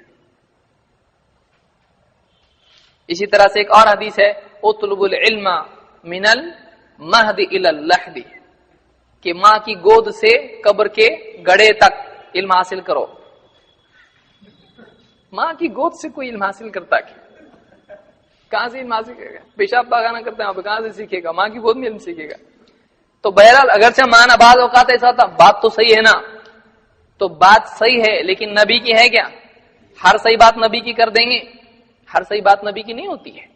تو جو نبی صلی اللہ علیہ وسلم کی بات ہے واقعی اسی کو آپ کے نام سے بیان کرنا چاہیے، ورنہ کوئی بھی آدمی ہر اچھا جملہ بھی بنائیں گے، سارے شعر شاعری پوری نبی کی بنا دیں گا، کوئی جائز ہے؟ بولے کتنے اچھے شعر ہے، یہ نبی صلی اللہ علیہ وسلم کے کر سکتے ہیں ایسا؟ نہیں کر سکتے ہیں۔ تو من خرج فی طلب العلم، جو علم کی طلب میں باہر نکلتا ہے، کان فی سبیل اللہ حتی یرجع، وہ اللہ کی راہ میں ہوتا ہے جب تک کہ وہ لوٹتا نہیں، لوٹنے تک وہ اللہ کی راہ میں ہوتا ہے۔ یعنی جب بھی آدمی دین کے لیے، علم سیکھنے کے لیے گھر سے باہر نکلے، چاہے وہ صبح سے شام تک ہو، ایک ساعت کے لیے ہو یا کئی دنوں کے لیے ہو، ایک آدمی علم سیکھنے کے لیے جاتا ہے تو وہ جب تک واپس نہیں لوٹتا ہے وہ مجاہد کی طرح اللہ کی راہ میں نکلنے والے کے یعنی ضمن میں شمار ہوتا ہے۔ اس کے بارے میں اگلے درس میں سمجھاؤں گا کہ جہاد کی اقسام جو ہیں ان میں علم والا جہاد اور تلوار والا جہاد، اس میں افضلیت علماء نے علم والے جہاد کو دی ہے، اگرچہ دونوں کی اپنی اہمیت ہے لیکن علم کی جو ہے اہمیت بہت زیادہ ہے۔ ابن قیم نے مستقل کتاب لکھی ہے اس کے اوپر، تو انشاءاللہ میں اس میں سے چیزیں بیان کروں گا۔ اب ہم پورا اپنا جو آج ہم نے پڑھا ہے اس کو ہم ایک مرتبہ اب تک جو ہم نے پڑھا اس کا اعادہ کر لیتے ہیں، ٹھیک ہے؟ یہاں آ کے کون بتائے گا کہ علم کی کیا فضیلت ہے؟ جو اس کے ذہن میں بچا کچا ہے وہ سب کون بتائے گا؟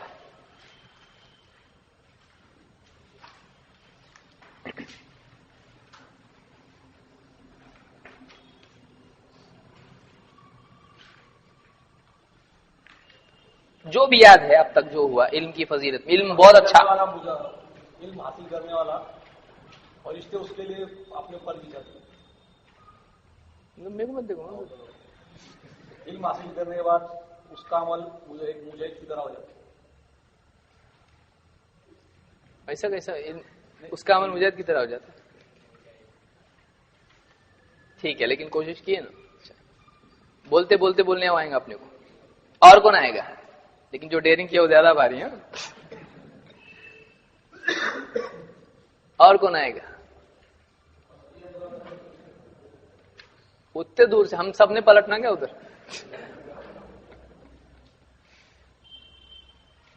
کون آئے گا یہاں؟ کون آئے گا؟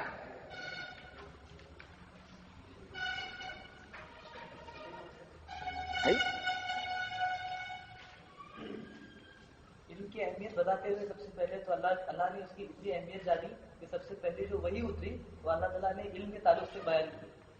اس کے بعد الگ الگ حدیثوں میں بھی ہم کو علم کی اہمیت معلوم ہوتی ہے، جیسے کہ ایک انسان اگر گھر سے نکلتا ہے، اگر ایک انسان گھر سے علم حاصل کرنے کے لیے نکلتا ہے تو اللہ کے رسول صلی اللہ علیہ وسلم فرماتے ہیں کہ ساری مخلوق اس کے لیے دعا کرتی ہے اور حتیٰ کہ سمندر کی مچھلیاں بھی اس کے لیے دعا کرتی ہے۔ اس سے ایک چیز علم کی اہمیت معلوم ہوئی۔ دوسری اہمیت ہمیں ایسی معلوم ہوتی ہے کہ جہاد کو تعبیر کرتے ہوئے، جہاد کو کمپیئر کرتے ہوئے اللہ کے رسول فرماتے ہیں کہ جو انسان علم کی راہ پر نکلتا ہے وہ ایسے ہی ہے جیسے وہ اللہ کی راہ میں جہاد کرنے کے لیے نکلا ہے۔ اور اسی طرح سے اور بھی ہم کو باتیں معلوم ہوتی ہے کہ اس سے ساری چیزوں سے علم کی اہمیت معلوم ہوتی ہے کہ کسی بھی طرح سے علم حاصل کرنا چاہیے۔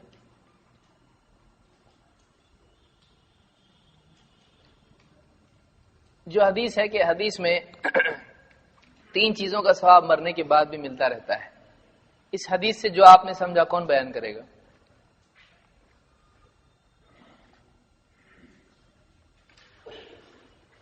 کچھ لوگ نگاہ ہی نہیں ملا رہے، دیکھ کے بول ادھر بلا دیکھیے کون آئے گا؟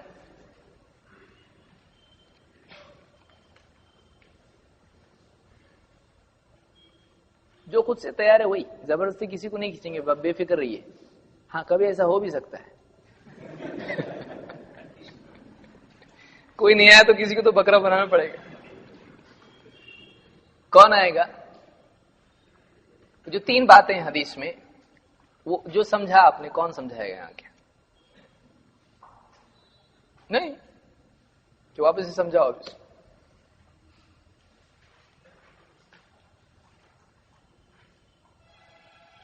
ارے میں سمجھائے گا میں سمجھا ادھر آ رہے ہوں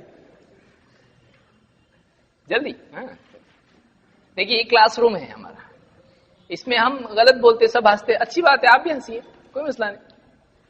اس طریقے سے کہ اذا مات الانسان انقطع عنه امره الا من صدقۃ جاریہ۔ صدقہ جاریہ کا مطلب یہ ہوتا ہے کہ کنواں کھدوا دینا، مسجد بنوانا یا کوئی چٹائی وغیرہ یہ صدقہ جاریہ ہے۔ صدقہ جاریہ سے ہم نے ایک بات اور لی ہے کہ ایصال ثواب کے تعلق سے کہ لوگ ایصال ثواب قرآن خوانی وغیرہ کے تعلق سے اس طریقے سے مطلب لوگوں کا عقیدہ بن گیا ہے۔ تو صدقہ جاریہ میں بہت چیزیں، جیسے کوئی پیڑ لگوا دیا، جو بھی اس کے چھاؤں میں بیٹھا उसकी जो छाव की ठंडक है वो उसको मतलब उसका जो सवाब है कंटिन्यू शुरू रहेगा, सदका जारिया। और इल्मन युंतफाउ भी, ऐसा इल्म जिससे नफा उठाया जाए, जैसा बुखारी शरीफ रख दिया किसी ने या कुरान करीम रख दिया, और जो भी आने वाला मस्जिद में उसको पढ़ रहा है तो उसको वो सवाब कंटिन्यू मिल रहा है। और इल्मन युंतफाउ भी, युंतफा नफा से बना है। और उसके बाद तीसरी बात जो है सदका जारी की, और इल्मन युंतफाउ भी नेक साले औलाद जो मरने के बाद दुआ करे, यस्तगफिरुल्लाह यदुल्लाह। तो मतलब कि किसी के वाले मतलब एक आदमी है और उसकी नेक साले औलाद है और वो उसका इंतकाल हो गया, उसके इंतकाल के बाद में वो औलाद उसके लिए इस्तिगफार की दुआ करे। तो ये तीनों अमल जो है सदके जारिया में आते हैं। तलब इल्म के लिए निकलने वाले के लिए या तालिब इल्म के लिए हर चीज मगफिरत की दुआ करती है। इसको कौन समझाएगा ये क्या है? कौन है? जो भी है पलट के अंदर क्या आप लोग कौन समझाएगा इसको?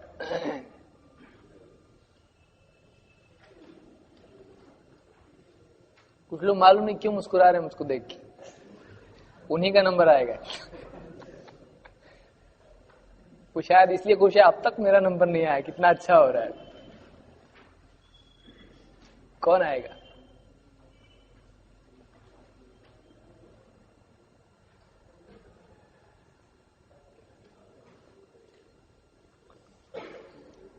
देखिए जो आ गया इधर समझना उसने पुल पार कर दिया, होते होते उसको आदत होगी बोलने की। ये क्राउड अपना है और इसमें अगर आप बोलने लग गए बाहर भी आप बोल सकते हैं।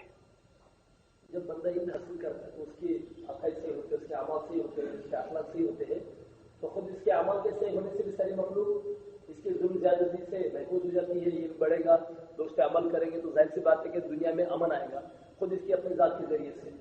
और दूसरा जब ये अमल ये अपने का अमल होंगे, ये बुराई से बचेगा, शिर्क और बिदअत से बचेगा, गुनाह से बचेगा, तो अल्लाह की रहमत दुनिया में नाज़िल होगी और अल्लाह के आज़ाबात का ये रिकॉर्ड का जरिया बनेगा।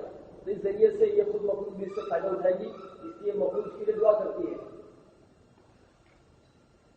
हो गया। देखिए आप लोगों ने कैसा समझाना है इसको समझिए।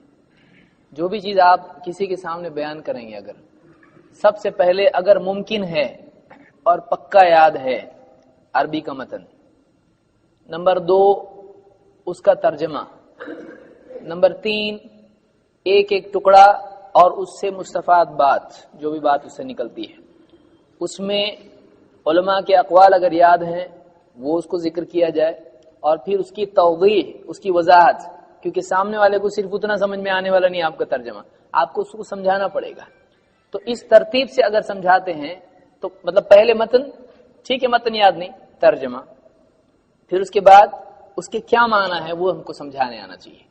तो कभी भी हम कोई बात बयान करेंगे पहले हम हदीस पढ़ेंगे, उसके बाद उसका अगर मतन पक्का याद नहीं आप स्किप करके उसका तर्जमा आप पढ़ सकते हैं, कोई मसला नहीं, जरूरी नहीं अरबी आना चाहिए।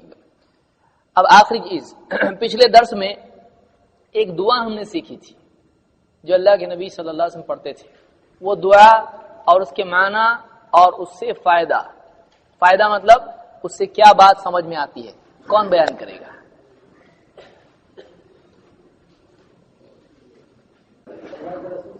दुआ की थी, अल्लाहुम्मा मनफ़अनी बिमा अल्लमतनी व अल्लिमनी मा यनफ़अनी व ज़िदनी इल्मा। अल्लाह जो तूने मुझे इल्म दिया है इसे मेरे लिए नफा बख्श बना दे और मुझे नफा बख्श ही इल्म अता कर और मेरे इल्म में ज्यादती अता कर। तर्जमा हुआ है, उससे फवायद कौन बयान करेगा? अब इसमें एक चीज मैं समझाना चाह रहा हूँ, अच्छी हुई बात समझ में आई, इसलिए कि इसमें याद करने में आप गलती कहाँ करेंगे। जो आपके नोट्स है ये हमारे यहाँ पर जो लिखा जाता है अरबी और अरब में जो लिखा जाता है उसमें थोड़ा फर्क है, इसलिए मुसहफ जो होता है दोनों एक ही हैं लेकिन किताबत का अंदाज अलग होता है। मसलन अभी जो दुआ पढ़ी गई उसमें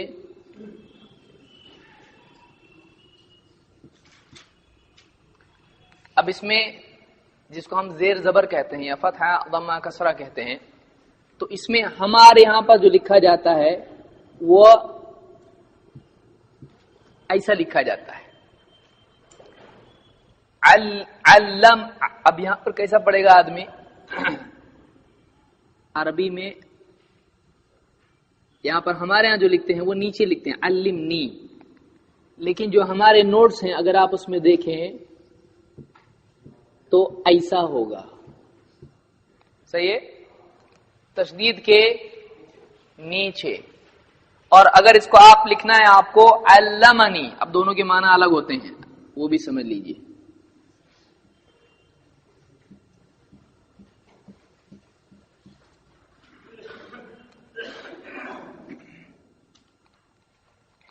اس میں اور اس میں دونوں فوٹو ایک جیسے ہیں نا،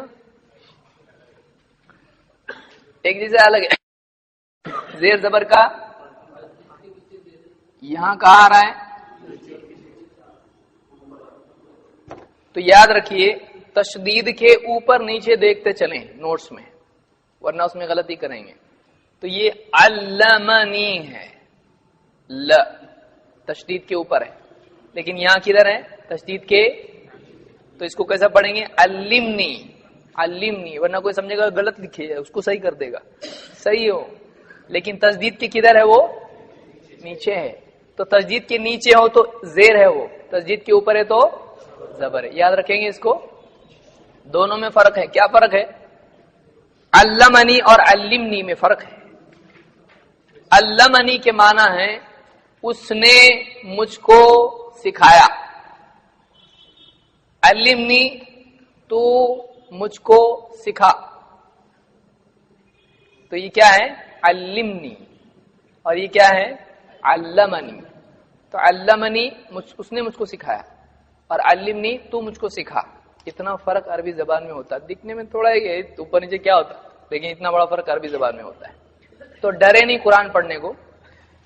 کیا کچھ لوگ بہت ڈراؤنے ہوتے ہیں، خود بھی نہیں کرتے دوسروں کو بھی کرنے نہیں دیتے. تھوڑا بھی زیر زبر ادھر ہونا کفر ہو جاتا ہے ایک دم. تو ایسا نہیں ہے، آپ جتنا اچھے سے پڑھ سکتے ہیں پڑھیں.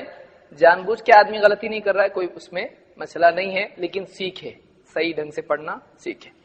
تو دعا کیا تھی؟ اللہم انفعنی بما علمتنی وعلمنی ما ینفعنی وزدنی علما. اللہم انفعنی بما علمتنی، اے اللہ جو کچھ تو نے مجھ کو سکھایا ہے، جو کچھ تو نے مجھ کو سکھایا ہے اس کو میرے لیے نفع والا بنا.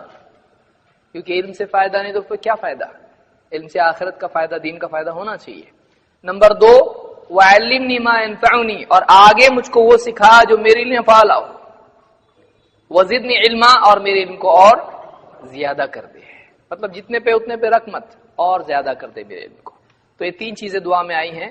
انشاءاللہ اس سے آگے کی چیزیں اگلے درس میں ہم دیکھیں گے، جو علم، اہل علم کی فضیلت اور علم نہیں حاصل کرنے کی برائی. اس کے بعد ہم صحیح عقیدے کی اہمیت پر جائیں گے. سبحان اللہ بحمدہ، سبحانک اللہم وبحمدک، اشہد ان لا الہ الا انت.